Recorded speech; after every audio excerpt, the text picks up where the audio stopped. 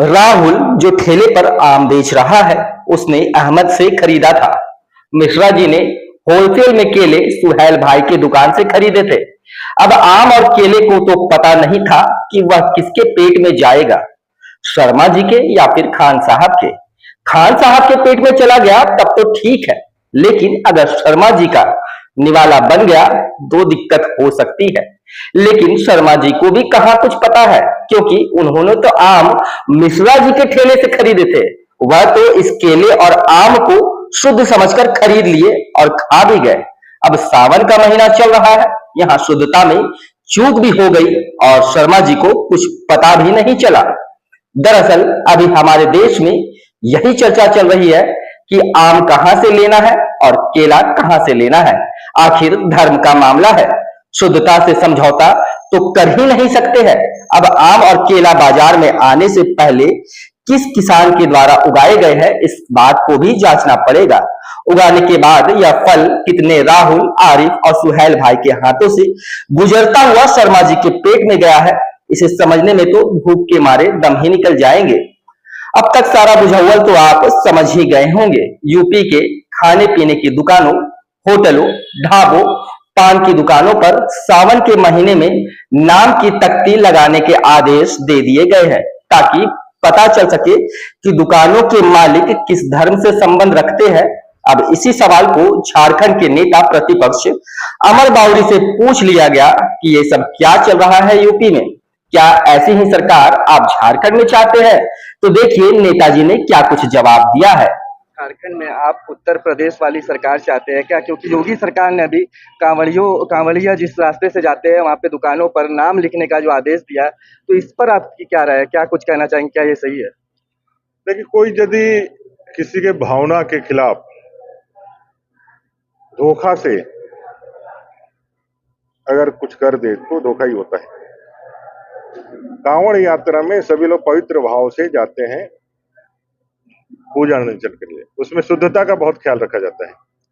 हमारी पूरी पूजन पद्धति में शुद्धता एक विशेष महत्वपूर्ण एक चीज है जो रहनी चाहिए।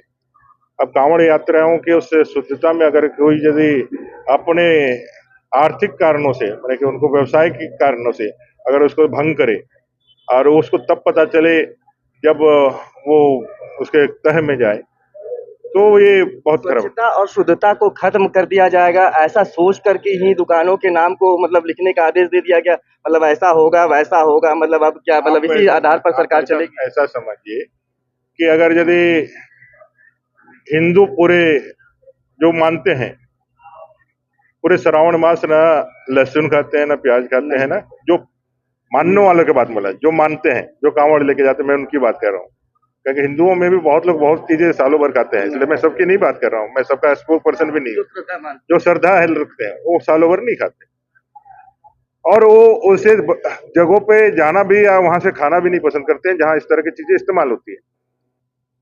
अब भले ही व्यवसायिक कारणों से वो दिन में नहीं कर रहा हो, लेकिन उसी बर्तन और उसी इसमें जो बाकी धर्मावलंबी है वो इस शुद्धता के साथ, इस विषय के साथ करेंगे क्या? तो उनका कहीं ना कहीं यह चीज नहीं हो। आप बताइए, जिसको खाना होगा खाएगा। आपने देखा नेताजी लगे हैं ज्ञान देने में, धर्म की दुहाई देने में, शुद्धता अशुद्धता का पाठ पढ़ाने लग गए हैं कि पवित्र महीना चल रहा है, शुद्धता का ख्याल रखा जाए। लहसुन प्याज तक नहीं खाते हिंदू समाज के लोग, अभी इसलिए ऐसा किया गया है। अब उनके इस बात को उन्हें समझना चाहिए कि जनता को वो जो नफरती बातें समझा रहे हैं, उनकी बातों को जनता नहीं समझ पा रही है क्या, कि क्या वो कह रहे हैं। अब भला ये बताइए कि कौन बेवकूफ आम, केला, फल फ्रूट में लहसुन और प्याज मिला के खाता है? अच्छा ठीक है, शायद वो ढाबों और होटलों की बात करते होंगे, लेकिन उन्हें नहीं पता कि वहां यूपी के मुजफ्फरनगर में ताऊ जी वाले ढाबे वाले ने लहसुन प्याज का तड़का लगाकर कांवड़ियों को खिला दिया है। बदले में ढाबे में जमकर तोड़फोड़ की गई है। अब यह ढाबा वाला किसी अब्दुल भाई की तो थी नहीं, या तो ताऊ जी ने ऐसा कुछ किया है। स्वच्छता और शुद्धता हम देशवासियों के दिलों में शुरू से है। एक दूसरे के धर्म के प्रति, एक दूसरे के जाति के प्रति, एक दूसरे के प्यार के प्रति जब मुद्दे खत्म हो जाते हैं तो वहां धर्म आ जाता है, ताकि आप अपने अधिकारों को लेकर सवाल ना कर सको। आप शिक्षा, बेरोजगारी, महंगाई, स्वास्थ्य जैसे मूलभूत मुद्दों पर सवाल ना कर सको, क्योंकि धर्म की पट्टी आपकी आंखों में इतनी मजबूती से बांध दी गई है जिसे आप ना चाहते हुए भी हटा नहीं पाएंगे। अमर बावरी जी को उलूल जुलूल नियमों का समर्थन ना करके इस बात का विरोध करना चाहिए था, क्योंकि सच्चाई तो यही है कि किसे पता है कि आटा, चावल, सब्जी, फल फ्रूट कितने अब्दुलों के हाथों से गुजरता हुआ मिश्रा जी के पेट में गया है। वीडियो अगर आपको अच्छा लगा हो तो शेयर जरूर कीजिएगा। फेसबुक पर देख रहे हैं तो फॉलो और लाइक कर दीजिएगा, और अगर आप हमें यूट्यूब पर देख रहे हैं तो चैनल को सब्सक्राइब भी कर दीजिएगा। कोई सुझाव हो तो कमेंट बॉक्स में जाकर आप हमें दे सकते हैं। मिलेंगे एक नए टॉपिक के साथ, तब तक के लिए दीजिए इजाजत। धन्यवाद।